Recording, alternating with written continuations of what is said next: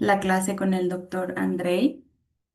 Seguramente ya me han visto en algunos videos de las clases asincrónicas.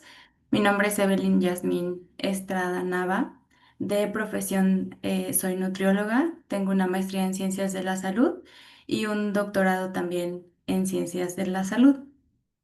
El día de hoy nos toca abordar los estudios observacionales, que el martes pasado y la semana pasada ya estuvieron leyendo los artículos sobre este diseño y además se les compartieron algunos videos. ¿Qué me pueden decir sobre los estudios observacionales? ¿Cuáles son los que vieron? Las encuestas, los de casos y controles, los de corte, es decir, donde la maniobra no depende del investigador, sino solo se observa qué pasa y bueno, se busca un desenlace, pues. Claro, entonces es el estudio de corte, la encuesta transversal y los Sí. casos y controles. Ok, vamos a ver ahorita algunos ejemplos. Les voy a compartir pantalla. Les agradecería si me pueden decir si se ve.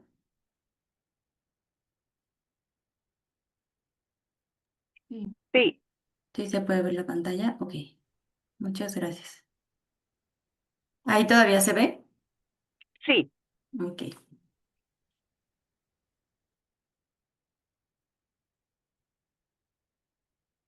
Y bueno, los objetivos de esta sesión van a ser reforzar los conceptos clave de los estudios observacionales, fomentar la participación activa mediante preguntas y discusión. Es importante que ustedes participen, ya que si no lo hacen vamos a tener que preguntarles individualmente.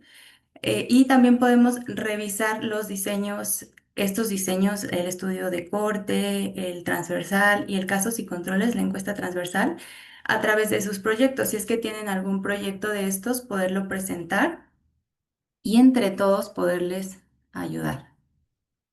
Ya vimos que los estudios observacionales que vieron fue la corte, casos y controles y la encuesta transversal. Y aquí les traigo un ejemplo. Esta es la pregunta de investigación. ¿Cuál es la incidencia de infecciones respiratorias bajas en pacientes adultos sin ventilación mecánica que reciben nutrición por gastrostomía en comparación con aquellos que no la reciben? En estado basal tenemos adultos hospitalizados, como maniobra aquellos que tienen gastrostomía comparado con aquellos que no tienen gastrostomía y como desenlace infecciones respiratorias bajas. Aquí también les presento algunos de los resultados en donde encontraron en este estudio que la nutrición por gastrostomía aumentó 1.8 veces más el riesgo de desarrollar infecciones respiratorias bajas. El riesgo relativo fue de 2.8. La primera pregunta es, ¿la maniobra es observacional o experimental? ¿Es observacional, doctora? ¿Sí? ¿Por qué es observacional? Porque no existe una maniobra que estén experimentando. Ellos lo único que quieren ver es qué está sucediendo con las infecciones, mas no están manipulando. Ok. Vi por ahí que Felipe levantó la mano. ¿Quieres decir algo, Felipe? Eh, Iba a comentar que consideraba que era un estudio observacional, dado que quien lleva a cabo el proyecto pues no está realizando ninguna intervención, sino que se basa en en los eventos de, de exposición, o sea, los que ya le hicieron gastrostomía y a los que no les hicieron la Claro, gastrostomía. efectivamente. ¿Y qué tipo de estudio observacional es? Y pareciera que es un estudio de corte, ¿Un estudio de qué? de corte. Una corte, exactamente. ¿Por qué crees que es un estudio de corte, Felipe? Pues prácticamente ya están, digamos que divididos los casos de gastrostomía con los que no tienen gastrostomía. y entonces nada más están haciendo pues la comparación o la razón de prevalencia, pues es lo que tal vez Ajá. lo alcanza a distinguir. Sí, eso nos dice, nos da el dato de que es un estudio observacional, ¿no? Pero, ¿por qué tú asumes que es una cohorte o alguien más que nos pueda ayudar? Silvana, adelante.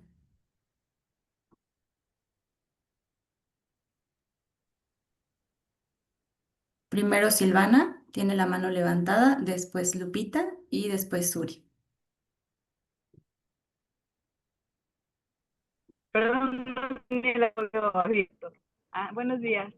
Buenos días. Pienso que es una corte porque en el estado basal los sujetos no tienen la condición del desenlace, no tienen las infecciones respiratorias. Entonces se va a Claro, ver en qué momento ocurre. esa es una característica de un estudio de cohorte. Los participantes al inicio del estudio en el estado basal no deben tener el desenlace. Pero hay otras cuestiones que aquí nos dice en la presentación, en la diapositiva, que nos dan la pauta a que es un estudio de cohorte. ¿Quién me dice, Lupita? Porque menciona que ya están agrupados. Seleccionaron solo pacientes adultos que tenían sin ventilación mecánica. Tanto un grupo son los que tienen nutrición por gastrostomía y otros que no reciben nutrición de ese tipo. O sea, tienen las mismas características, por eso es un estudio de corte. Por ahí no va. También en los estudios como casos y controles también los agrupan. En las encuestas transversales también se pueden agrupar. Y la característica que comparten los estudios de corte con la encuesta transversal y con los casos y controles es que es un estudio observacional. Pero hay algo más, una característica importante de los estudios de corte que nos dice Porque que están este expuestos diseño, y no expuestos. no. ¿Quién más? Doctora, ¿puede ser porque están midiendo la incidencia y la incidencia mide casos nuevos? Exactamente, efectivamente. Nos están hablando de la incidencia y también del riesgo relativo. Recordemos que solamente en los estudios de qué tipo, transversales o longitudinales, podemos medir la incidencia. Longitudinales. Longitudinales y en aquellos que se hace un seguimiento. Por eso podemos decir que este estudio es una cohorte, ¿sale? También se está midiendo el riesgo relativo. ¿En dónde también vieron que se puede medir la incidencia? ¿En qué otro diseño? En los ensayos clínicos. En ¿Doctores? los ensayos clínicos, exactamente. Y el riesgo relativo también en los ensayos clínicos y en las cohortes. Otra pregunta, el mismo ejemplo. Ya me dijeron que pues este es una cohorte, ¿no? Entonces, por lo tanto, ¿es transversal o longitudinal? Longitudinal. Longitudinal. Longitudinal. ¿A qué nos referimos con longitudinal? Que se hacen varias mediciones en el tiempo. Ajá, exactamente, que se hacen varias mediciones en el tiempo, ¿no? Nosotros, y por eso nos permite capturar los casos incidentes, la incidencia. Nosotros iniciamos el estudio en una corte en participantes que no tienen el desenlace, es una característica que ya la habían mencionado, no deben tener el desenlace, y vamos haciendo las mediciones a lo largo del tiempo, en tiempo real, para poder capturar los casos incidentes. Ujú. Ujú. Es una característica importante en los estudios de corte. Entonces, esta pregunta ya se las respondí. ¿Qué garantiza que se puedan medir casos incidentes y no prevalentes? ¿Alguien me lo puede explicar? ¿Cómo fue la pregunta, doctora? ¿Qué garantiza que se puedan medir casos incidentes y no prevalentes? Pues eso se tiene que controlar por diseño, ¿no? O sea, toda la población al inicio del estudio como criterio tiene que tener definido que tiene que estar libre del evento que se pretende medir. Claro, Si no, pues es un caso prevalente ya. exactamente. Ahora, ¿qué tipo de corte se considera el segundo diseño con mayor calidad de la información? prospectiva. Prospectiva, Ajá. exactamente. ¿Por qué? ¿Por qué, Silvana? ¿Por qué la cohorte prospectiva? ¿Será porque el investigador va a recolectar de primera mano la información y no va a ir a datos secundarios como expedientes clínicos o alguien, hasta recolectar la información que alguien más ya la recolectó? Pues es una consideración. Efectivamente, así es, la cohorte prospectiva. Ahora, tenemos aquí una cohorte retrospectiva. Nosotros, en una cohorte retrospectiva, ¿desde dónde partimos para poder ir recolectando la información? ¿Desde el estado basal o desde el desenlace Del estado basal, del estado basal? ¿Por qué? para luego entender qué condiciones hicieron que se diera el desenlace. Exactamente. ¿Alguien que nos quiera explicar también esto? O sea, generalmente las cortes históricas que tienen quizá como fuente a los expedientes clínicos de eventos ya ocurridos, lo que te da la naturaleza de la longitudinal es que uno tiene que tener la capacidad de evaluar en ese sujeto de investigación las etapas preliminares a la presencia del evento, ¿no? Si a Claro, nosotros nos interesa evaluar, no sé, incidencia de cáncer pulmonar y queremos tomar una base de datos de pacientes atendidos en un hospital, pues tenemos que tener la capacidad de poder tener datos que son de interés para el estudio de ese sujeto previo a que desarrollara el cáncer, no cuando ya lo desarrolló, que si no será un caso prevalente y no se puede medir incidencia. claro. O si partimos del desenlace, ¿qué diseño sería? Puede ser un transversal o puede ser un caso sin control, dependiendo. Sería un caso sin controles, partiendo del desenlace. Pero una característica importante es que nosotros nos regresamos en el tiempo para hacer una corte retrospectiva, es decir, nos vamos el tiempo suficiente atrás a ver los expedientes clínicos y a elegir a nuestra población para después irnos hacia el presente, ir analizando los expedientes clínicos, los archivos clínicos y así poder ir haciendo un seguimiento, ¿no? Un seguimiento longitudinal. Y esto nos permite que no nos quedemos, si nosotros iniciáramos a partir del desenlace, es decir, nuestra corte retrospectiva, la iniciáramos a partir del desenlace, podemos perdernos casos importantes, ¿no? Si nosotros partiéramos desde el desenlace, por ejemplo, partiéramos desde el 2025 y nos fuéramos reconstruyendo los hechos, lo haríamos al revés, como sucede en un caso sin controles. Y si lo hiciéramos de esta forma, nos quedaríamos solo con aquellos, con los sobrevivientes o con los que a lo mejor les fue bien, ¿no? Durante todo este posible seguimiento. Es decir, si nosotros nos vamos al revés, nos perderíamos a todos aquellos participantes que se salieron, que ya no están sus archivos clínicos o que fallecieron. Por eso es importante que aunque sea una corte retrospectiva, se parta desde el estado basal. Sí, Silvana, adelante. Entonces, ahí tendría una duda yo, que tal vez Sí, apenas se me está aclarando. En una corte retrospectiva, si yo quiero ver un seguimiento de 5 años para ver la incidencia de una enfermedad, tendría que empezar en el 2020 a ver expedientes del 2020 y terminar de revisarlos hasta el 2025. sí, sí, es Ya. el lapso de seguimiento que tú establezcas, que es viable para que los participantes desarrollen el desenlace. Pero te tienes que ir a buscar a tu población, a tu muestra, más bien a tu muestra, 5 años atrás y a revisar los Ok. expedientes desde un inicio. Y ya aquellos que cumplan con tus criterios de inclusión o de selección son los que van a entrar en tu investigación y son los expedientes y archivos clínicos que vas a ir revisando hasta que se cubra el tiempo de seguimiento. Ok, muchas gracias, mi amor. Sí, de nada. Ahora, aquí tenemos otro ejemplo. Jesús, se quedó tu mano levantada. ¿Tienes alguna duda?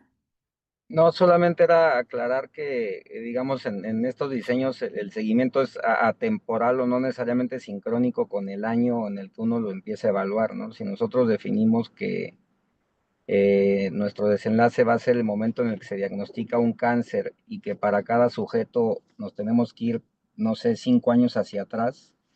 Ese 5 años hacia atrás es diferente para cada sujeto, no va a coincidir necesariamente con el año, porque si un sujeto se diagnosticó en el 2023, pues su seguimiento tendrá que irse hacia 2018. En cambio, si inició en el 2025, su seguimiento empezará en el 2020, ¿no? Ajá, Entonces, pero los eso tiempos los define el estudio, sucedería ¿no? en un caso sí controles, cuando ya tienes el diagnóstico del cáncer en el desenlace. Aquí tú vas a ir a recolectar a tus participantes el tiempo suficiente atrás para que en el seguimiento que tú hagas retrospectivo puedan desarrollar la enfermedad. Ujú. Andrei nos quiere decir algo. Adelante, Andrei. Buenos días. Sí, hola, Eve. Precisamente el marco temporal que caracteriza las cohortes tendría que estar determinado por el investigador en función de la posible historia natural de la enfermedad. Y eso a veces nos puede hacer susceptibles de sesgo precisamente de detección, ¿no? Si no tenemos información suficiente sobre el espectro posible de la enfermedad por un gradiente de exposición al factor que estamos creyendo que es uno de los principales, podríamos caer en errores de decir, bueno, pues los observo durante 2 años y deberán haber presentado el desenlace invariablemente. Entonces ahí es donde uno, como decía el doctor Jesús, quizá deba ajustar su marco temporal a la historia particular de cada sujeto.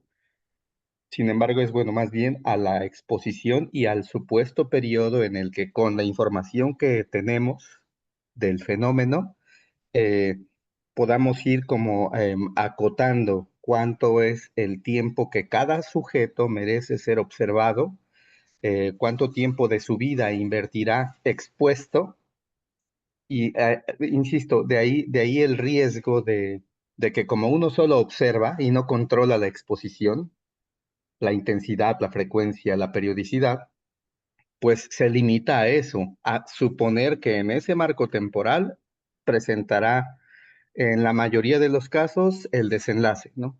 Ese es el límite de las cohortes, precisamente, como uno no controla la exposición y pues lo diferencia claramente de un ensayo. Y allí es donde si encontramos ese como nuestro límite inferencial, tendríamos que posarnos allí, reconocer que esa es la limitación y decir necesitamos un ensayo para saber si esta exposición realmente es la que precipita ese desenlace, ¿no?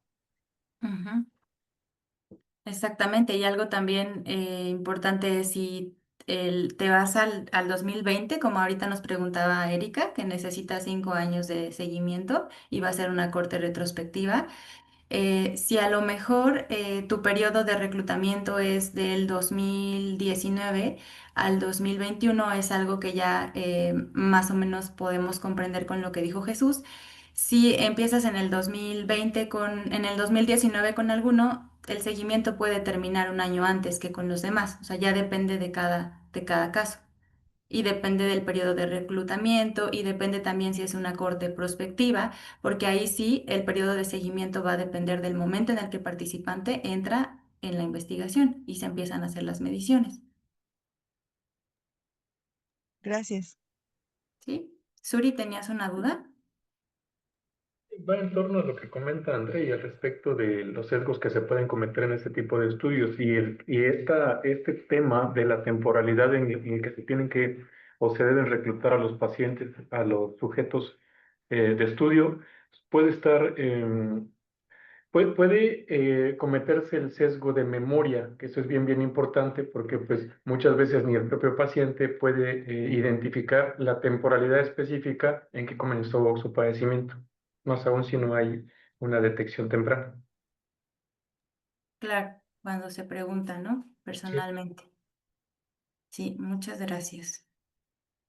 Y este es otro ejemplo. La pregunta es, ¿la exposición materna, la exposición paterna o la exposición combinada de ambos padres a pesticidas se asocia con una mayor probabilidad de que alguno de sus hijos nazca con labio y o paladar hendido?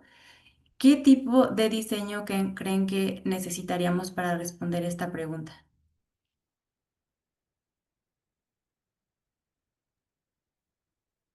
Esos y controles, pues, Casos y controles.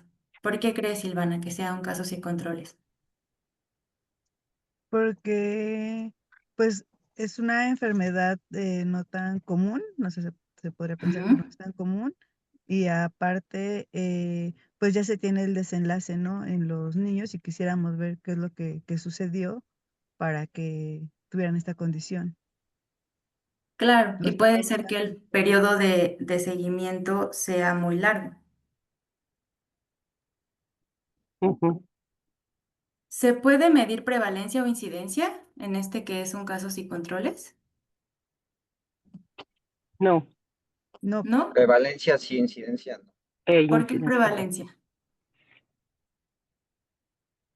Pues si diseñas un casos y controles, digamos, lo que puedes hacer es lo puedes evaluar hacia atrás, nada más es por interrogatorio si hubo exposición o no de los padres, ¿no? No vas a poder Ajá. medir gradientes ni tiempo, y entonces pues dividirás a la población entre aquellos que hayan referido que sí estuvieron expuestos versus los que no, y bajo ese supuesto tienes tu forma de estimar la prevalencia. Claro, pero la prevalencia ¿de qué, Jesús? En este caso, ¿de qué puedes medir la prevalencia?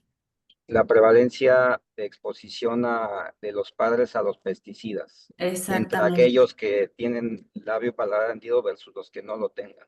claro, exactamente. Pero puedes medir la prevalencia de los hijos que tengan, de los adultos con hijos que tengan labio y paladar hendido. No, como tal no, con ese abordaje no. ¿Por qué no se puede? Pues porque el diseño no está, digamos, preparado para estimar prevalencia de ese evento de desenlace, como tal, porque ya estás partiendo solamente de casos ya ocurridos, ¿no?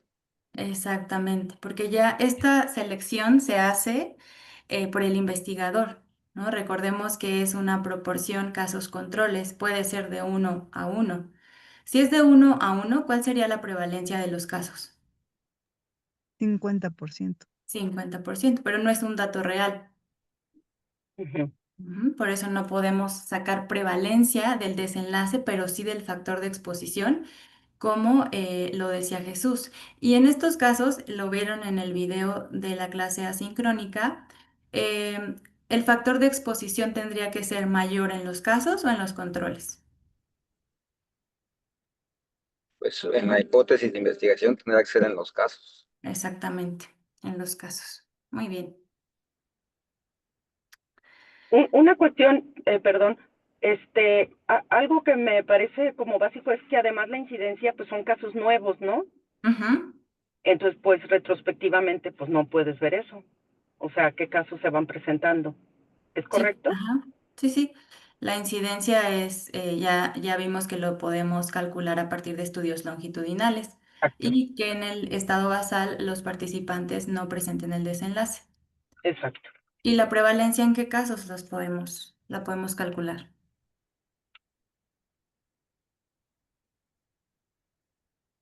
¿Qué Pues lo que estudios está, nos ayudan a ver la prevalencia?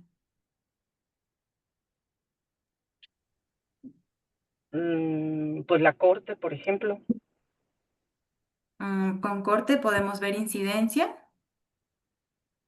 y con la prospectiva. Sí, encuesta sí, transversal podemos ver la preval- prevalencia. exacto.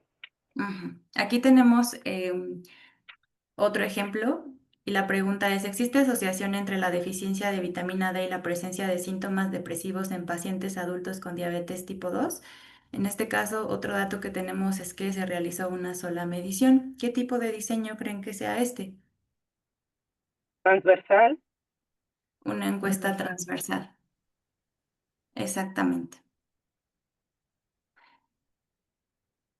Y bueno, aquí también tenemos otro, es un gráfico que tomé del informe de resultados de la Encuesta Nacional de Salud y Nutrición, en donde nos permite observar a través de las diferentes encuestas que se han realizado desde el 2006 la prevalencia de sobrepeso y obesidad en adolescentes. ¿Recuerdan una característica importante de las encuestas transversales?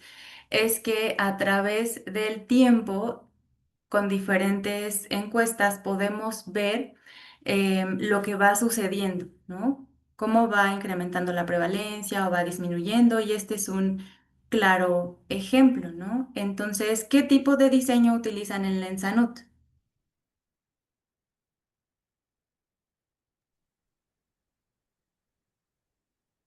¿Ser ecológico?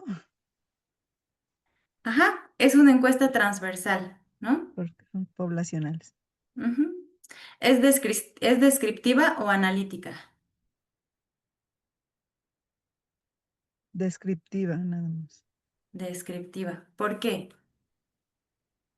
Porque no está evaluando la relación de una causa hacia un efecto, o sea, solo está describiendo las características de la población, quienes tienen mayor condición de lo que se está evaluando, ¿no? Pero no está Ujú. comparando. No hay una comparación, exactamente. Ahora sí, como resumen, ¿quién me puede ayudar a explicar esta tablita con las características de cada uno de los diseños? Puede ser alguien me explique el diseño, las cortes, casos y controles o encuesta. Alguien que no ha participado, voy a Bueno, ¿me elegir. escuchan? Sí, adelante. Buenos días. Buenos días. Bueno, en esta tabla lo que podemos observar es que tenemos a los estudios observacionales o no experimentales y los clasificamos de acuerdo a si hay causalidad o no existe causalidad. Primero tenemos los estudios de corte, en donde podemos decir que es un estudio donde no va a haber intervención, sin embargo tendríamos que tener este grupo de expuestos y no expuestos para buscar la aparición de una variable dependiente, que en este caso sería la incidencia en nuestra población, ¿verdad? Es decir, casos nuevos. Y la característica es que tenemos que tener más de 2 mediciones buscando la aparición de esa variable dependiente en la muestra. Otra característica es que son estudios largos, que son prospectivos habitualmente, y como ya lo mencionaba el doctor André, es importante que el investigador decida el periodo de tiempo que vamos a tener una corte, ¿verdad? Porque pues puede haber cortes muy largas, como lo fue o lo es Framingham, o puede haber cortes más cortas, como podría hacerse en un grupo de embarazadas buscando la aparición de una, no sé, diabetes gestacional o algo así. Después tenemos a los casos y controles, que siguen siendo estudios observacionales analíticos porque se busca la causalidad, y la diferencia es que este es retrospectivo porque tenemos a la variable dependiente y estamos buscando las causas, que en este caso son las variables independientes. En casos y controles tenemos una medición en donde porque ya tenemos a la muestra con la variable dependiente, con la enfermedad, y tenemos que tener una comparación de grupo de casos y de grupo de control, que obviamente ya tendría que verse la relación de 1-1 o 2-1, para ver la proporción de los casos, cuántos casos por controles tendríamos. Y aquí vamos a buscar pues la exposición de riesgo, ¿verdad? ¿Qué variables independientes podrían considerarse como las probables causas de esa variable dependiente? Y el tercer estudio observacional, pues es la encuesta, que es el pues observacional puro por naturaleza, en donde solamente vamos a describir razones y proporciones, porque no vamos a hacer intervención en variables, vamos a tener solo una medición, y obviamente es retrolectivo. Aquí se busca la prevalencia, es decir, los casos que ya se encuentran de ese padecimiento, y vamos a ver las características de la población. Entonces, la diferencia entre estos estudios observacionales es la causalidad. En una encuesta transversal no buscamos causalidad, buscamos solamente describir los datos de esas muestras, y ya cuando buscamos causalidad, pues tendríamos que ver si buscamos riesgo relativo con las cortes o odds ratios con casos y controles. Gracias, Darinka. Ya vámonos, se ve. Ya Ya vámonos. sí, ¿verdad? Ya están muy estudiados. Doctora Brenda, adelante. Sí, buenos días. Yo todavía no le entiendo la diferencia entre cohorte y casos y controles, porque ahorita estoy viendo que pensé que era lo mismo y no. No sé si podrían explicar un poquito más extenso. Claro. Andrea, adelante. En el chat, Eve, nos dejó la doctora Nina un modelo, un fenómeno que podría ayudarnos con la duda de Brenda. Ok, Dice, voy a dejar de compartir por si la quieres compartir, si se puede. está en el chat, pero a ver, voy a compartir la pantalla de texto para Ok. que trabajemos sobre esa idea, ¿les parece bien? Ujú. Bueno, respecto a la diapositiva última que nos hizo favor Darinka de explicar, es importante aclarar que las encuestas transversales pueden tener un propósito descriptivo.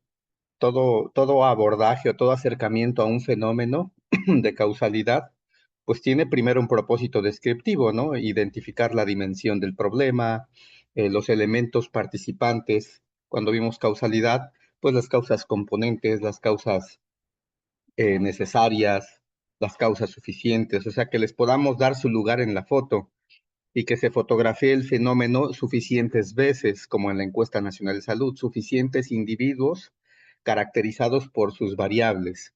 Pero desde allí se puede hacer un esfuerzo asociativo. Si bien asociación es causalidad, el darnos cuenta de que un factor o característica aparece con más frecuencia en sujetos en los que también se ve el desenlace, pues podemos empezar desde allí el esfuerzo o la intención inferencial, ¿no? Para después ya hacer un estudio que tenga un poder de inferencia causal como una cohorte. Em, a ver, voy a moverme para compartir el texto.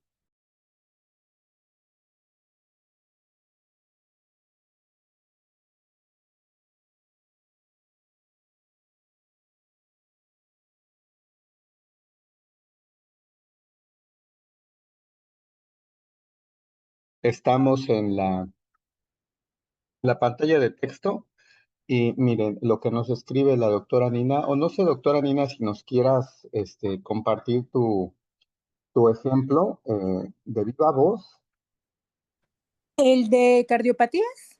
el de cardiopatías, Sí. para Bueno, que lo desglosemos como estado basal, ujú. Bueno, maniobra.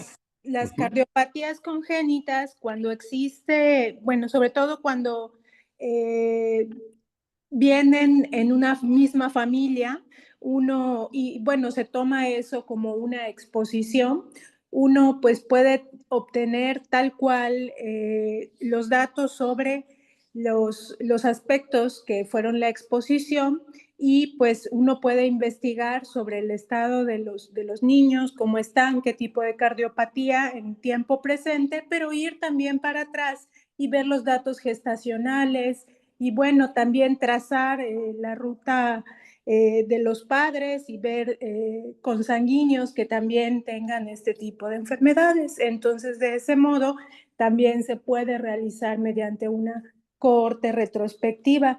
Y curiosamente, más que la prevalencia, como son nuevos casos, como son niños que están naciendo, digamos, es una forma en la que también se puede obtener una incidencia porque se sabe que son casos nuevos,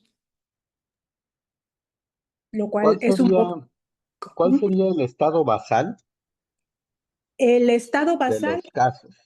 de los casos de los niños, pues es el nacimiento, pero cuando ellos nacen ya tienen la cardiopatía congénita, es donde ingresan, digamos, como un registro de nuevo de cardiopatía. Si nos posamos en la intención de hacer una pregunta de causalidad frente a casos cuyo desenlace, según tu planteamiento, dice, la cohorte de cardiopatías congénitas en pacientes pediátricos no se limita al momento del nacimiento, puede indagarse el periodo gestacional Así es. precisamente para valorar exposición. Entonces, basados en esa premisa, ¿el desenlace consideras que sea la presencia o ausencia de cardiopatía? Así es. Con versus sin cardiopatía. Y el estado, la exposición, vamos a decirlo así, es la madre o la pareja que ha tenido previamente hijos con cardiopatía o el antecedente familiar. Y también ¿Esa puede sería ser, la maniobra? O sea, el tener es que no hay algún maniobra. progenitor. El tener, que tengan ese factor ya sea genético, familiar de exposición. Hay más de una exposición normalmente, es un poquito más complejo. Sí, para que nos Pero ayude a la entender. corte la integran todos los pacientes que tienen cardiopatía, ¿no? Ajá. Y ¿Tendría uno que va ser un a modelo de cohortes entonces? Sí, es cohorte porque realmente cuando se sigue a una familia que ya tuvo un bebé con cardiopatía, el siguiente embarazo tiene mucho más riesgo de tener un bebé que nuevamente tenga una cardiopatía. Pero la exposición, si dijéramos que es el embarazo, estaríamos ahora sí que minimizándolo, ¿no? Bien, entonces, aquí la idea es que podamos utilizar la base del diseño arquitectónico para precisamente no perder elementos en todo el fenómeno causal que al perderlos de vista se convierten en un sesgo, ¿no? De susceptibilidad, de ensamble, de ejecución, de transferencia. Por eso Entonces, sí sería familias con el antecedente, sea por lo que sea una mutación, sea sindrómica, sí, es ese, el antecedente que puede ser de diverso tipo, pero existe el antecedente en la familia y eso confiere una mayor probabilidad en la siguiente gesta. como desenlace, entonces, estaríamos ante la posibilidad de que presente o no una cardiopatía, un nuevo bebé. Es correcto. Y entonces la pregunta sería aquí, desde la perspectiva observacional, es si la exposición a X factor en comparación con familias con antecedente cardiopatía que no están expuestas a esa exposición, por ejemplo, algún teratógeno, ¿no?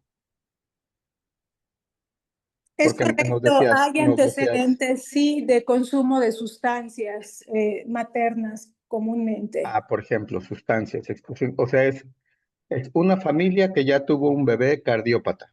Ajá. Ujú, y va por un segundo bebé. O por un tercero, porque los hay. Tercer caso, ok, múltiples productos. Pero vamos a valorar aquí no la condición basal de esas personas con cardiopatía, con bebés con productos con cardiopatía, sino estamos tratando de darle un peso causal a una exposición específica. Así es.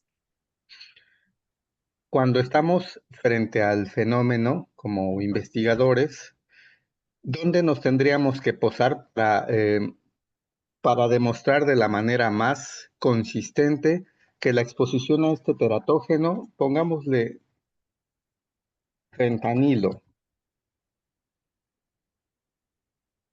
embarazada adolescente, que ya tuvo, en su adolescencia tuvo su primer bebé eh, y está expuesta a sustancias, pero probablemente sin tener características específicas, no tenemos mucha información, y a otros teratógenos y a desnutrición. O sea, esas son condiciones basales de personas que tendríamos que conjuntar para poder hacerlas comparables y que su principal elemento de diferencia en este momento que decidimos estudiarlas es estar expuestas o no a un factor al que le queremos atribuir un peso causal importante. ¿Dónde nos tendríamos que posar? Hablando de que esto es un fenómeno que ya se habló por allí justamente del sesgo de memoria o del de cortesía, ¿no? O sea, hay quien puede tener buena memoria, pero decir que no se acuerda por cortesía, más cuando se habla de estas cuestiones de exposición al uso de sustancias, por ejemplo. Pero, ¿dónde nos tendríamos que posar aquí si quisiéramos plantearlo como una cohorte? retrospectiva para diferenciarla de un casos y controles. Justo hablábamos de que el modelo de cohortes, que es longitudinal, sí nos lleva de la causa al efecto, y el casos y controles del efecto a la causa. Pero al final, pues es un análisis de un fenómeno en un sentido del desarrollo del tiempo. Y cuando decimos corte retrospectiva, podríamos asumir que en el historial de algunos, de una proporción de los casos analizados, ya ha habido desenlaces.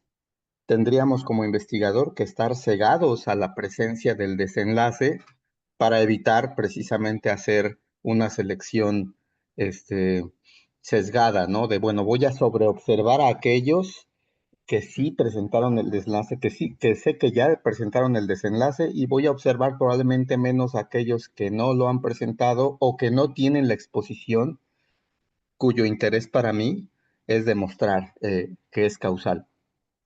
¿Cómo sería, doctora Nina? Entonces, nos dices, una corte retrospectiva,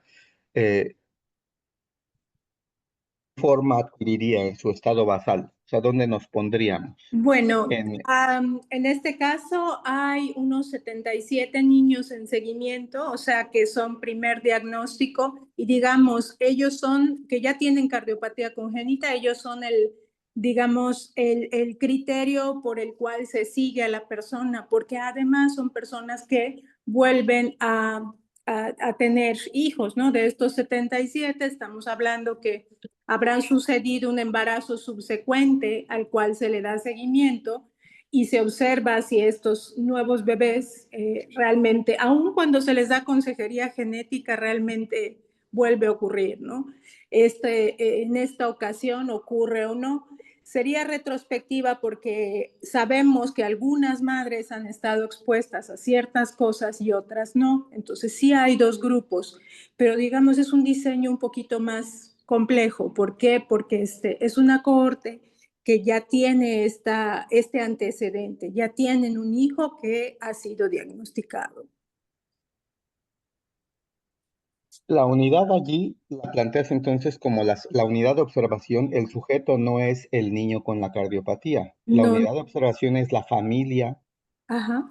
con una cardiopatía congénita previa. Pero el criterio para incluirlos es tener el hijo con cardiopatía diagnosticada y en seguimiento. Claro. ¿Cuál sería entonces en nuestra hipótesis de que la exposición les hace susceptibles a un nuevo evento? ¿Qué sería la exposición? Ya sabemos que todos ellos tuvieron un bebé bajo estas condiciones, pero además los teratógenos y las exposiciones e incluso su panel genético nos habla de quiénes tenían un antecedente y quiénes no para el primer bebé. Y esos son antecedentes que, digamos, no se borran para un segundo bebé, aun si hubiera sesgo de memoria. Un análisis retrospectivo de la exposición. Así es. A múltiples factores. Todas las veces tendríamos que poder comparar una familia con y sin X o Y factor. Es Y correcto. otra vez, el desenlace es hasta un nuevo bebé. Así es. En la dicotomía de si tiene cardiopatía o no tiene cardiopatía. Y si fuera un caso y controles, ¿dónde nos posaríamos? En un segundo caso, o sea, si nuestra unidad de observación va a seguir siendo las familias con cardiopatía congénita previa, y estamos suponiendo que la exposición a X o Y factor es determinante para la recurrencia, independientemente de lo histórico, entre el primero y segundo producto ha habido una exposición recurrente, enfrenta a un desenlace, es un segundo caso de cardiopatía congénita. Según este modelo, tendríamos que partir de todas las familias que tienen ya un segundo caso. Y unos tienen y unos no tienen cardiopatía congénita. Ahí también aplica el teorema de Bayes. ¿Cómo? Sí, o sea, también sería Y una vas a tener un grupo, tu para... grupo control sería aquellos que tienen un segundo hijo normal y los casos son los que tienen una segunda cardiopatía, digamos. Los elementos control que tendríamos que ir a buscar serían aquellos que tuvieron un primer caso, pero no han tenido un segundo caso, ¿no? Es correcto. Tendrían que provenir del mismo nicho de exposición, ¿no? Digo que esa es la diferencia o es la que yo entiendo como la diferencia entre una cohorte retrospectiva y un casos y controles, porque en el casos y controles preguntaría más bien de dónde salen los controles para que sean un elemento comparable. ¿Y por qué es que estos controles de los casos y controles hacen tan susceptible de sesgos a un estudio de casos y controles? ¿De dónde obtendríamos los controles aquí, por ejemplo? Pues De la misma corte. sí, podría ser del mismo seguimiento, nada más que el bebé pues nazca sin una cardiopatía, Sí. pero eso nos dejaría con muy poquitos. Muy poquitos, sí, exactamente.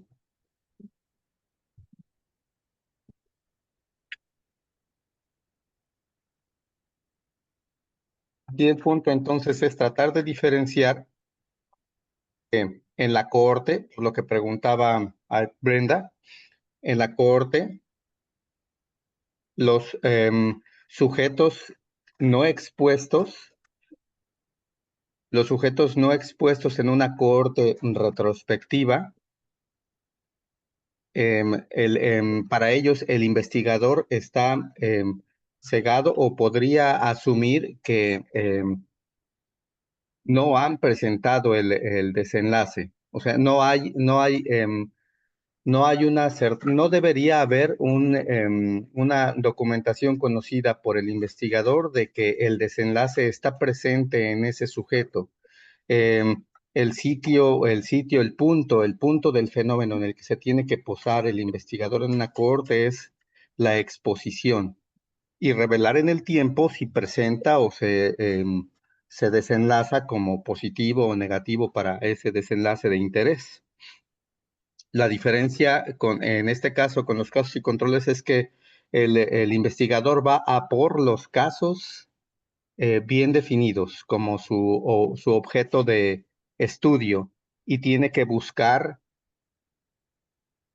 elementos o sujetos con el mismo posible grado de exposición en su nicho patogénico y asumir que desde allí podría comparar suficientes veces, por eso es escoger si tomas un control, dos o tres o cuatro, dependiendo también de cuán rara es la exposición. Entre más rara, no la exposición, el desenlace, entre más raro es el fenómeno de desenlace, pues se recomienda que llegues hasta 4 controles, es decir, que todas las veces vayas al nicho en donde el sujeto, en este caso la familia, está expuesta a la exposición para tomar a alguien que no ha tenido el desenlace y comparar su presencia contra la presencia o ausencia del desenlace. Y otra vez. O sea, una proporción 1:4 es, para no incurrir en reverberancias de medición, es lo máximo recomendado de controles. Pero los controles, en un caso y controles, son sujetos que se presumen del mismo nicho patogénico del que proviene un caso. Por eso ahora lo decía la doctora Nina, son infrecuentes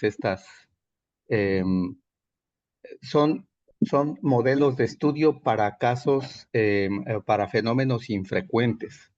y es lo único que podría permitir darnos un intento de explicación de por qué suceden. Y porque el tiempo entre la exposición y hasta que se presente el desenlace podría ser tan prolongado que uno necesariamente tiene que partir del desenlace para poder explicar o tratar de explicar por qué sucede así. Brenda, ¿es más o menos clara la diferencia entre este modelo que es retrospectivo de casos y controles y una visión retrospectiva de una cohorte, que no es su mejor visión? Precisamente se presta a este tipo de sesgos, ¿no? ¿Puedo decir algo, André? Sí, claro. Sí, y bueno, la elección de si es una corte retrospectiva o si es un casos y controles aquí con el ejemplo de Nina, es que tal vez si estamos hablando de una cardiopatía congénita como desenlace y la maniobra sería la exposición a fentanilo, no sé, ustedes me pueden decir cuánto tiempo tendría que pasar para que el seguimiento de la exposición a fentanilo, a lo, mej- a lo mejor en participantes que no tienen un antecedente a cardiopatía congénita, tiene que pasar para que podamos ver que nace un niño con cardiopatía congénita. ¿Son muchos años, Nina?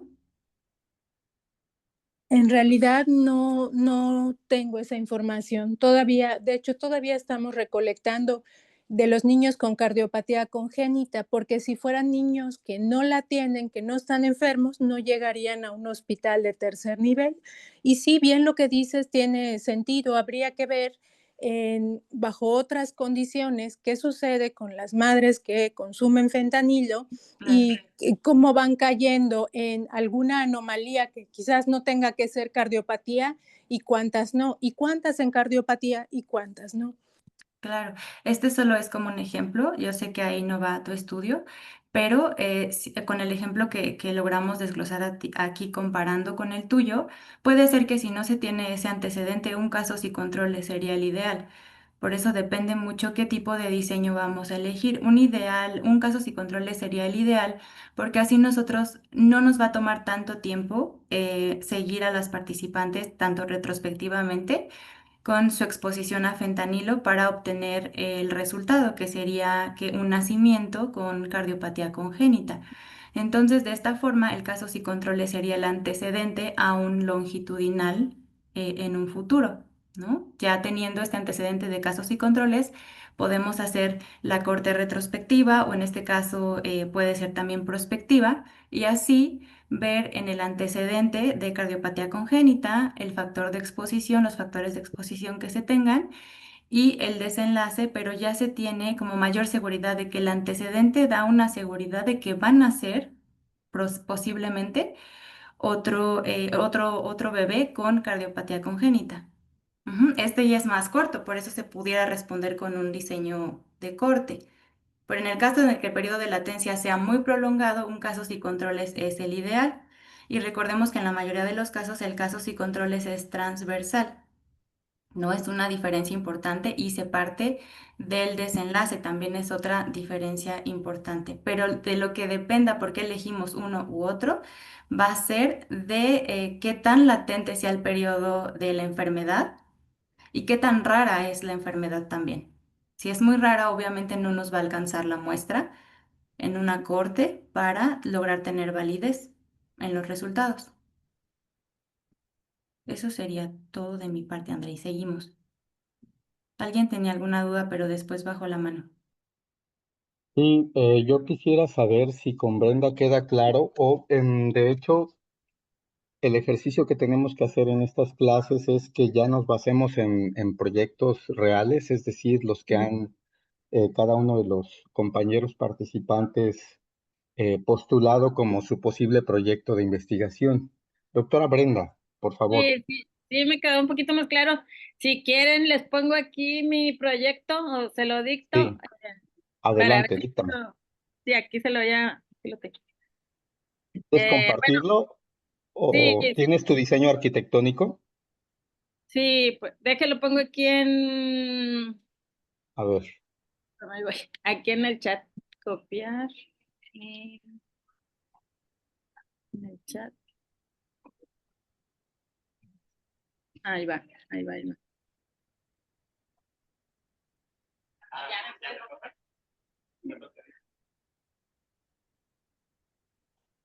Estoy pegando en el chat. Bueno, mejor se los voy a dictar. Claro, Dice, adelante. aquí dice, bueno, primero tengo que decir que lo cambié, porque la vez pasada lo compartí y se me hicieron varios comentarios que dije, pues tengo que pensar en la factibilidad del proyecto. Entonces ahora me fui a algo más clínico, se llama importancia de la compliance pulmonar, así, importancia de la compliance pulmonar en pacientes con estenosis aórtica, importancia de la compliance pulmonar en pacientes con estenosis aórtica llevados a cirugía de reemplazo valvular. O sea, el estado basal son los pacientes con estenosis aórtica llevados a cirugía de reemplazo valvular. Y el desenlace es la estancia hospitalaria, o sea, los días de estancia hospitalaria. Em, bien, vamos a ver. El Los estado basal, pacientes, sí, los pacientes con estenosis aórtica que se les cambia la válvula aórtica o se les reemplaza, ¿verdad?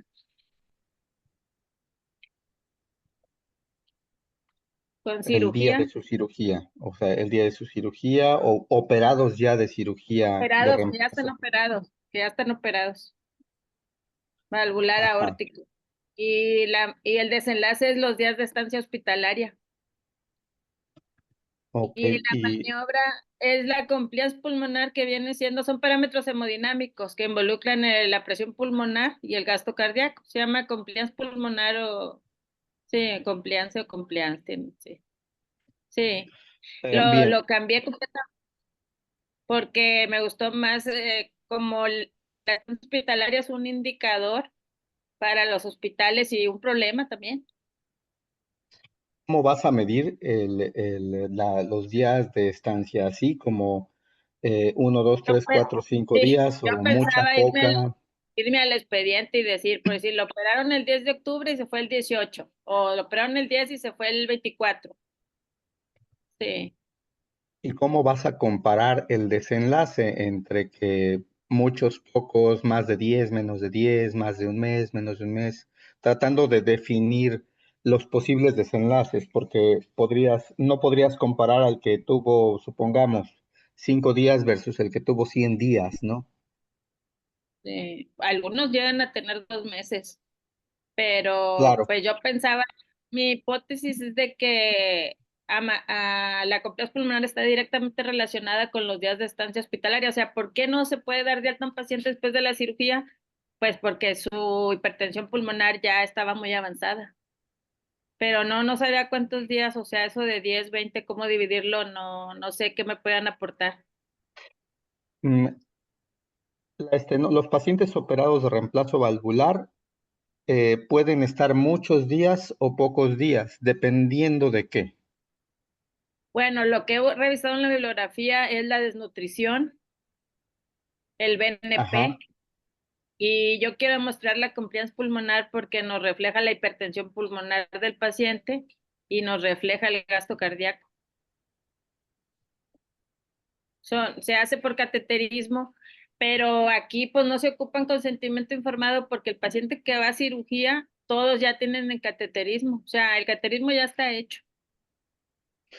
Digamos que si están expuestos a desnutrición, con o sin, o sea, estar o no con desnutrición, estar o no con persistencia de hipertensión, estar o no con un gasto cardíaco ineficiente, digámoslo, versus eficiente. Estoy haciendo un intento de dicotomizar lo que podrían ser, según nos cuentas, los factores que prolongarían o acortarían la estancia hospitalaria. Es decir, si hay una condición de desnutrición que tiene una temporalidad muy distinta al hecho de tener o no hipertensión pulmonar y que se pueda o no controlar, a que su gasto cardíaco sea ineficiente versus suficiente, entiendo que esos factores, si están todo el tiempo descontrolados y se complican cada vez más, pues prolongan la estancia hospitalaria. que tú tienes un instrumento métrico que se llama complianza pulmonar o compliancia pulmonar, que Sí, te permite como integrar al menos estas variables hemodinámicas, ¿no? Persistencia o no de hipertensión versus gasto cardíaco ineficiente, ¿no? y tiene ¿Sí? bibliografía de que está relacionado con la mortalidad en pacientes con tromboembolia pulmonar crónica y con hipertensión pulmonar de otras causas. Esto solo para darle forma al diseño arquitectónico y saber exactamente si son varias las mediciones que necesitamos, si es una sola determinación la que nos podría ayudar a asociar, o si nos decías hace rato, mi intención es demostrar que el número de días, o sea, de uno hasta el infinito, podría estar directamente relacionado o inversamente relacionado con el resultado de una compliancia pulmonar.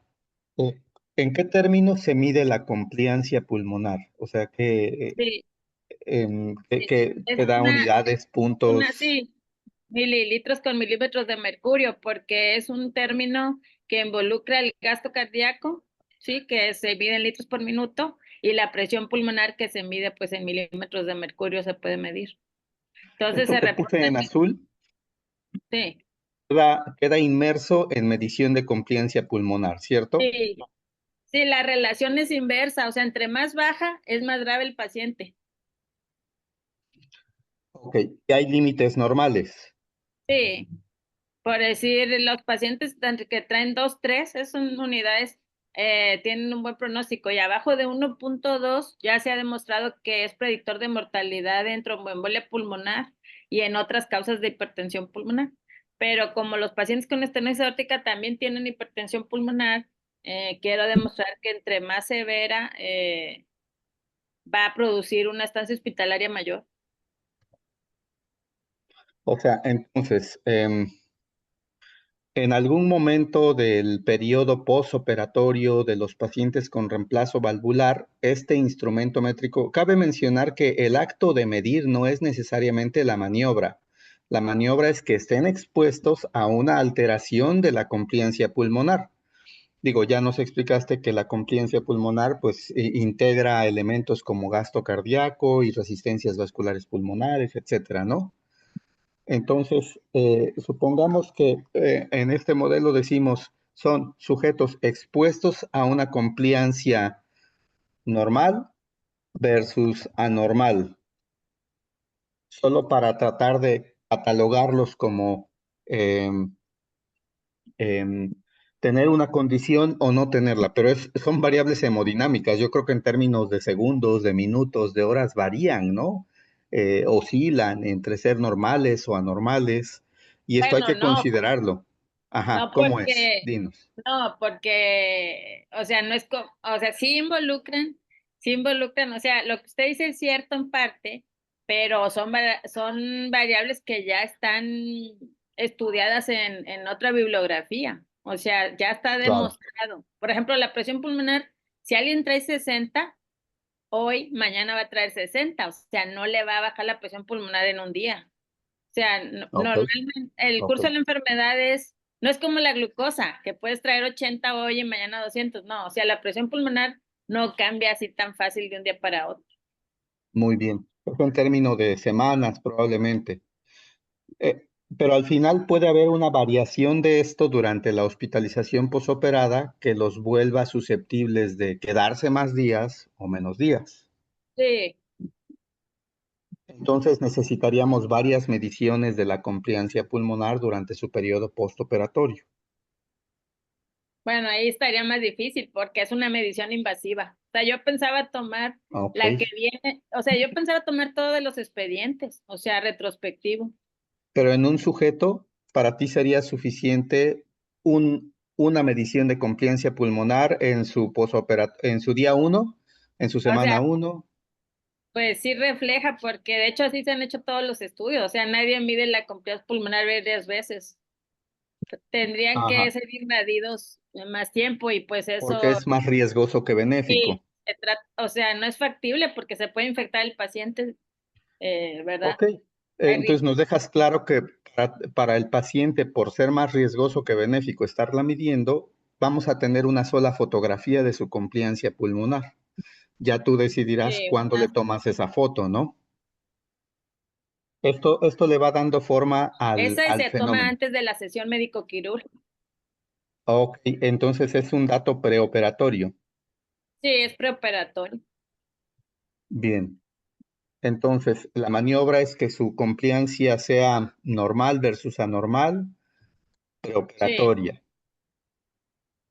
Y estos los vas a comparar para saber entre ellos mismos, ¿no? O sea, los que la tengan normal con los que la tengan disminuida, pensaba.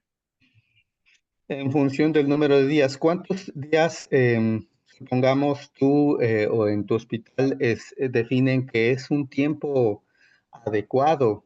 Es el tiempo estándar que un paciente con reemplazo valvular debe permanecer allí. Pues 5 días, o sea, 5 o 7 días es una buena evolución. Ok, digamos que mayor a 7 días versus menor, 6 días o menos, ¿no? Menor a 7 días versus mayor a 7 días.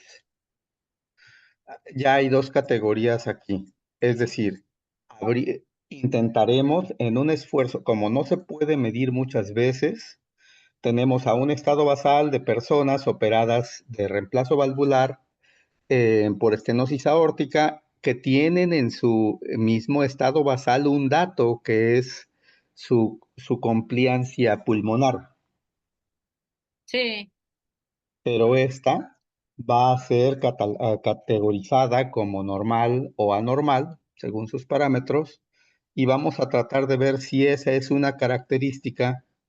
Vas a fotografiar a 100 sujetos, y de esos 100 sujetos, em, todos los que tuvieron una estadía mayor a 7 días, supongamos, fueron el 70%. De esos, el 70% de sujetos operados tuvieron más de 7 días. Y de bueno, estos, nada más un comentario, ah, es al revés, o sea, los que tenemos problemas son los que tienen una estancia prolongada, pero yo creo que es al revés, o sea, los que tienen menos de 7 días es 70%, los que tienen más de 7 días son como claro, bueno, O vamos sea, es para allá. real, el mundo real. Sí, aquí habla el que no sabe nada de eso y tú eres la que No, conoce a no, los pacientes. digo Entonces, porque ese es el problema. O sea, los que se quedan más pueden quedarse hasta 2 meses. claro, Aunque sea sí, bueno, mi intención es ver que si ya tenemos como desenlace el que lo esperado es que sea menos de 7, pero hay pacientes con más de 7 que se van hasta 2 meses, lo que queremos saber es cuántos con una estancia mayor a 7 tienen una compliancia pulmonar anormal, porque si resulta que de esos 100 sujetos, 70 tuvieron más de 7, pero tuvieron compliancia normal, bueno, aquí no estaría asociado, estoy haciendo una relación bastante simplona, pero no estaría asociado el decir, bueno, pues si el 70% se fueron a más de 7 días y resulta que su compliancia pulmonar prequirúrgica era normal, pues no parecería un factor asociado. ¿Me explico? Puede sonar absurdo lo que estoy diciendo porque desconozco cuál es como la evolución, pero esto sería a lo que aspiraríamos si tuviéramos no, solo sí, una o sea, medición. sí puede ser porque, sí, porque no hay un estudio realmente o sea, no he encontrado este estudio Usen exactamente, o sea, no este es reproducible. parámetro. Ajá, o sea, dices, es parte de tu justificación. No se acostumbra a usar este tipo de parámetros en este tipo de pacientes para tratar de identificar si es un factor que se asocia a estancia prolongada, ¿no? Entonces, Sí, entiendo que tu pregunta es saber si la compliancia pulmonar anormal, por decirle así, se asocia con estancia prolongada. post cirugía de reemplazo valvular aórtico. Esa es tu pregunta.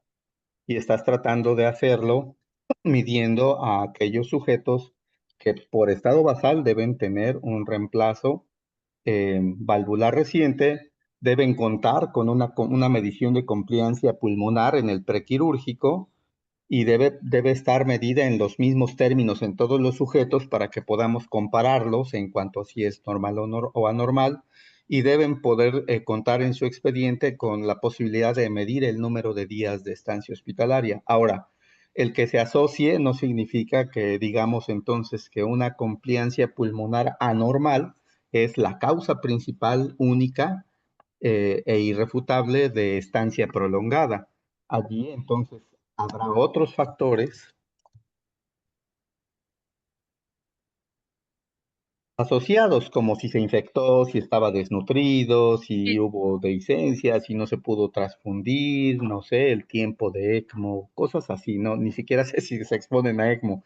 Pero esos otros factores en el modelo de causalidad tomarían un lugar en la báscula junto con el hecho de tener compliancia pulmonar anormal para ver si pesan suficiente y precipitan el desenlace, que es pasar más de 7 días de estancia. ¿Me explico?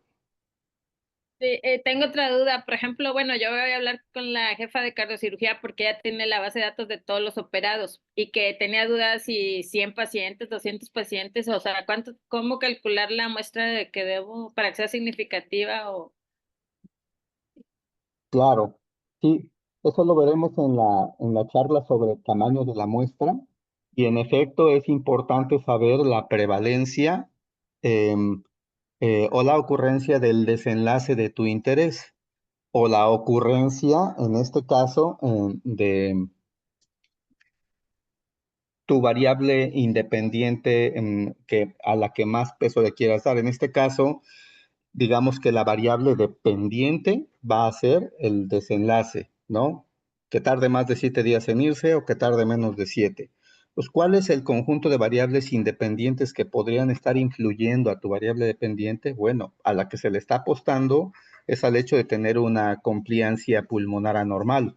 Pero decíamos, hay otros factores que pueden estar atrasando su egreso y no es necesariamente sus variables, cardíacas, ¿no? Entonces eso ya lo tendrían que identificar para que eh, no se quede en la idea de que, bueno, pues lo único que quise es demostrar si la compliancia pulmonar era importante o no, porque alrededor hay otras variables que también se pueden medir y ver qué factores, además de la compliancia pulmonar, se pueden asociar con una estancia hospitalaria prolongada.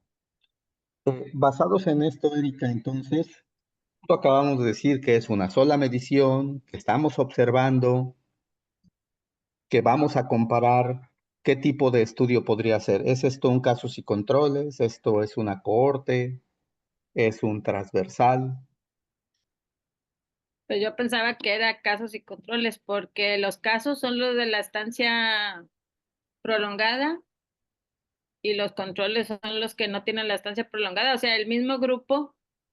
De ahí pensaba sacarlos, no sé si está correcto o cuál sería más adecuado. Erika levantó la mano. Acabamos justo de dar las características. Levanté la mano para hace rato, no para contestar esta respuesta, pero bueno. A ver, coméntanos tu asunto de interés y ahorita aclaramos entonces la respuesta. Sí, no, está bien. Me parece que no es casos y controles. Yo le vería más cara de un transversal. Pero es que justamente en esta línea es donde me entró la duda. O sea, que la maniobra, o sea, como que la maniobra me da esta confianza pulmonar, me mete ruido porque yo entendería que la maniobra, pues es la cirugía, porque entiendo que muchos pacientes podrían pasar por esta complicación. Bueno, es que también desconozco el tema y a lo mejor voy a decir cosas un poco fuera de lugar, ¿verdad? Soy nutrióloga, entonces este tema no es lo mío. Pero si esto lo van a ver pre-cirugía, y lo que quieren entender es si esta variable tiene relación con la estancia hospitalaria, que la maniobra, que es una maniobra que el investigador no tiene nada que ver, sería la cirugía. Bueno, esa duda me surgió de decir, esta es la variable que quieren evaluar, pero es la maniobra. Yo creo que la especialista en esto es Brenda, pero bueno, quisiera darte mi opinión a esa pregunta. Em, Como es un evento quirúrgico, uno diría, pues la maniobra es el evento quirúrgico. Sin embargo, hay condiciones previas a la cirugía que hacen a Ajá, un sujeto más susceptible de complicaciones, ¿no? ajá, Que sea un sí, corazón más desgastado, que sea un corazón con menos control en sus variables alrededor, como el decir, es un corazón batallando con más hipertensión pulmonar desde antes que otro.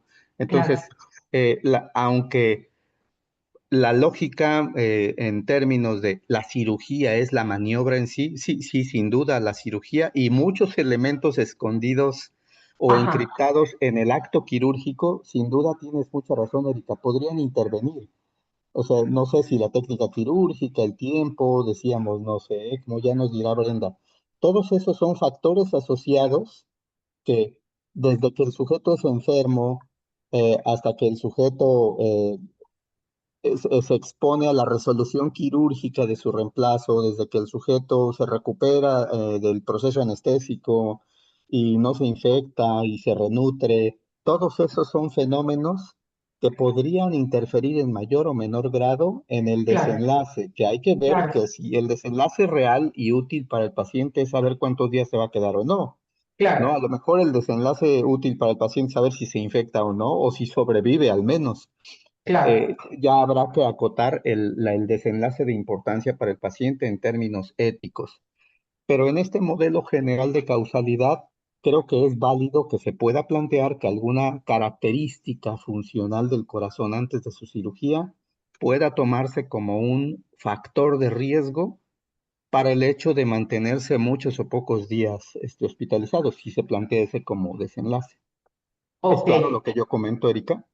Nada más, sí, perdón, doctora Brenda, nada más entonces ahí también, mi comentario va, entendí perfecto esto, en relación a si solo se basan en esta variable, como ya leí a alguien también más en el chat, pues podría dar un resultado un poco también siendo sesgado si no se evalúan esto que han hablado, el estado nutricio del paciente, ¿no? Que puede tener muchísima relación. No sé si pacientes con estas características pueden tener obesidad, no solo desnutrición, o sea, y que eso los hace más susceptibles o sea, bueno, a todo lo que ya sabemos. Entonces, sí me parecería que tendría que anexar algunas otras variables para evaluar, porque si no la asociación eh, podría deberse, exacto, a estos otros factores como lo mencionaban. Entonces, o sea, mi comentario es sí reforzar estos otros factores que ya habían comentado, creo que quedarse solo en evaluar esa parte estaría un poco sesgado de solamente ver eso y el resultado pues estaría cuestionable, pues diría yo. Y no creo que sea un caso si controles hacia la pregunta, pero bueno, ya. Perdón, doctora Brenda. Gracias. Ah, no, está bien, gracias por sus aportaciones. De hecho, esto de, bueno, como saben ustedes, ahí cuando ya se publica un artículo y se analizan, se presentan las tablas de análisis univariado, multivariado, no sé si el doctor Andy pueda comentar eso. Podría ahí también hablarse de los otros factores, ¿verdad? Sí, es correcto, porque así como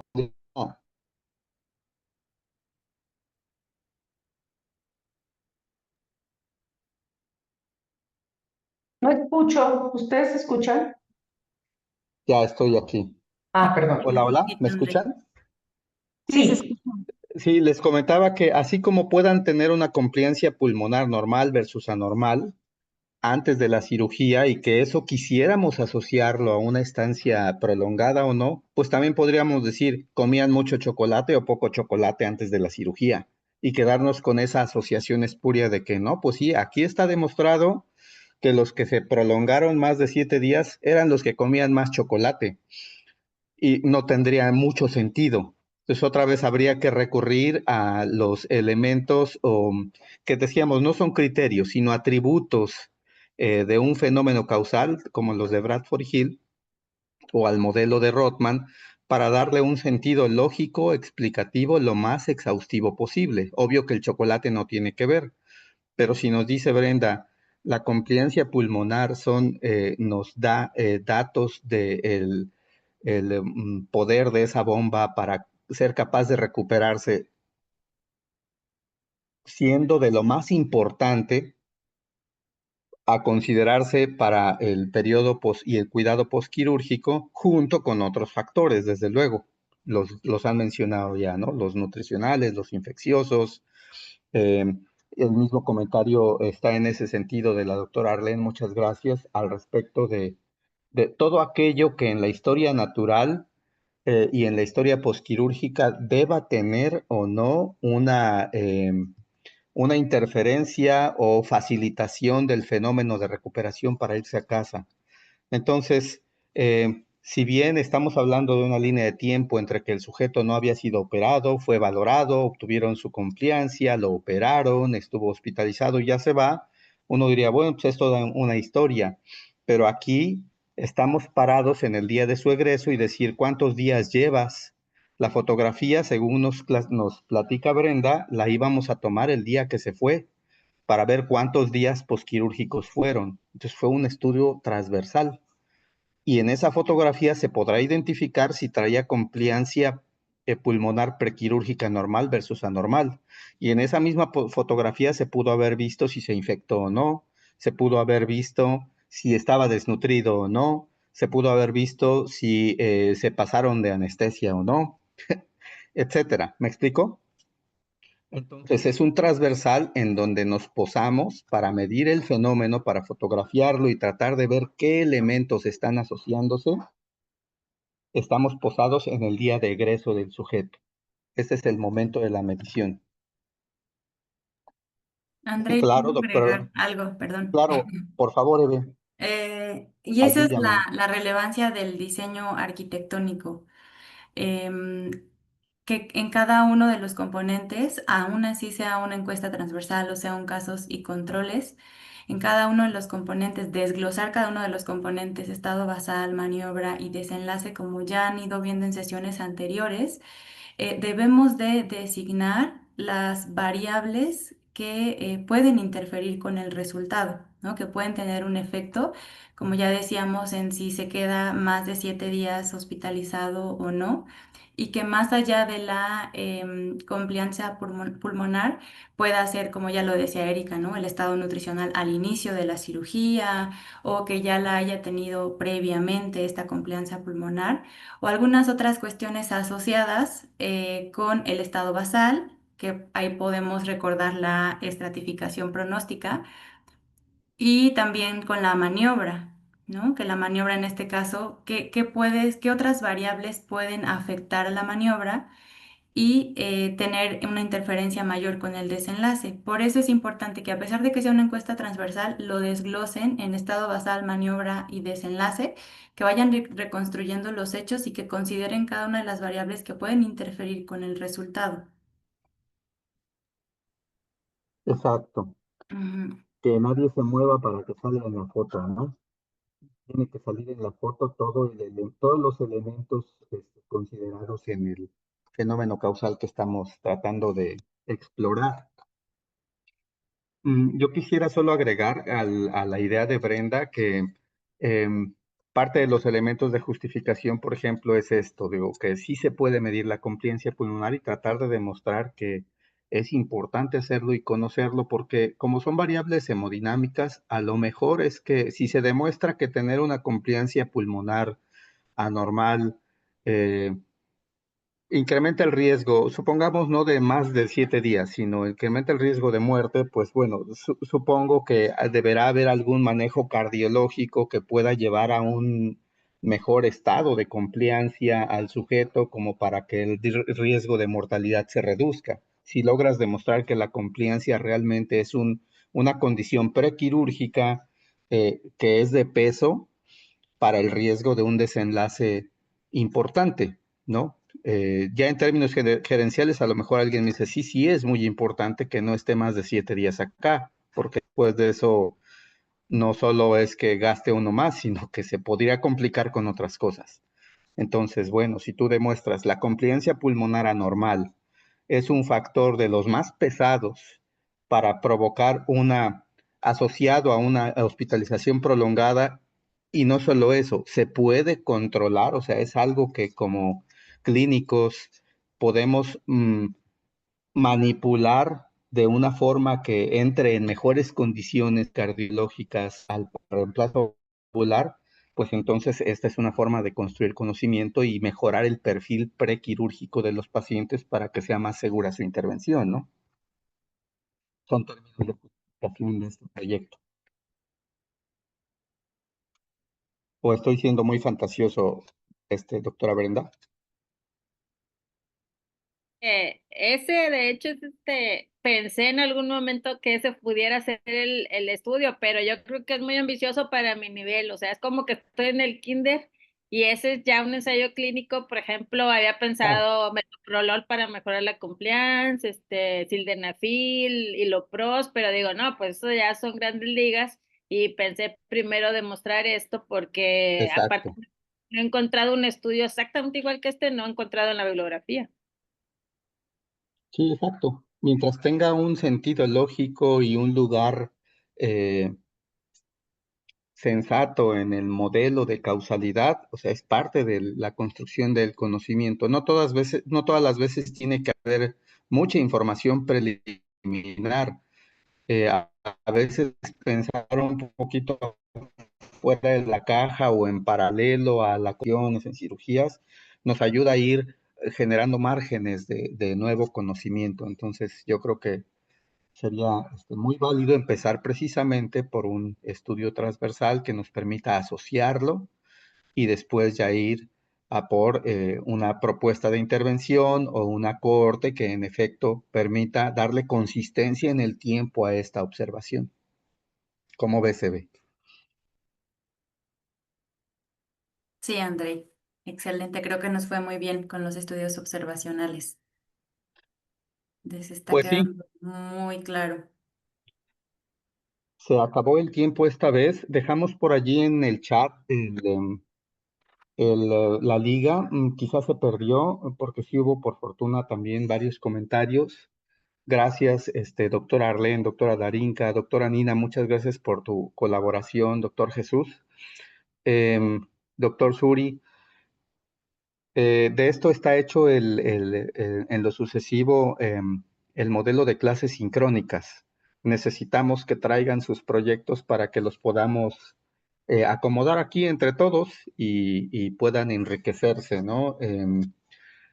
Teníamos planeado, si no había participación, porque de repente ha sido difícil, tomar las carpetas a las que han hecho favor de subir sus documentos, en donde está su hojita de carta compromiso, y ahí tiene el título.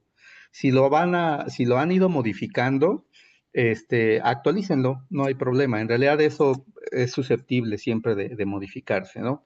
Pero en lo sucesivo, pues vamos a tratar de tomar de allí títulos o referencias de proyectos que ustedes mismos pretendan presentar para que los analicemos en esta mesa de trabajo conjunto. ¿Les parece? Y ahora, bueno, pues ya vamos a cerrar la clase ahorita. Como de costumbre, les mandamos la grabación de esta sesión más adelante, igual que la liga en el apartado de comentarios para que quienes nos vean de manera sincrónica, registren su asistencia. Igual les compartiremos las lecturas de lo sucesivo. Ya estamos entrando en esta parte de ahora no solo idealizar nuestro diseño arquitectónico, saber qué modelo metodológico es el más adecuado y factible para que cumplamos nuestro proyecto, lo veamos realizado, si es experimental, si es observacional, dentro del observacional, qué orden le vamos a dar, cuántas veces vamos a medir, Ahora tendríamos que ver exactamente, bueno, hemos dicho medir muchas veces, ¿qué vamos a medir? ¿Qué atributos de los sujetos que incorporaremos a nuestro proyecto son los que son medibles de la mejor manera? ¿Cómo los vamos a medir? Este ejercicio que hicimos de tratar de volver dicotómico lo que era numérico es parte de lo que tendríamos que analizar en lo sucesivo, así que vamos a empezar a hablar de los tipos de variables y de cómo éstas podrían ser comparables o no de la manera más exacta o demostrando sus relaciones, sus diferencias de la manera más verdadera posible. No hay absolutismos en ciencia, por fortuna, y menos en el ente de lo biológico, pero tendríamos que acercarnos lo más posible a tratar de ser certeros, porque con esa información tomamos decisiones en seres vivos. Entonces, pues seguimos adelante con el programa. Les agradecemos mucho seguirse conectando. Y nos vemos para la próxima. Eve, muchas gracias por acompañarnos. Hasta luego. Gracias. Gracias. Adiós. Bye bye. Gracias.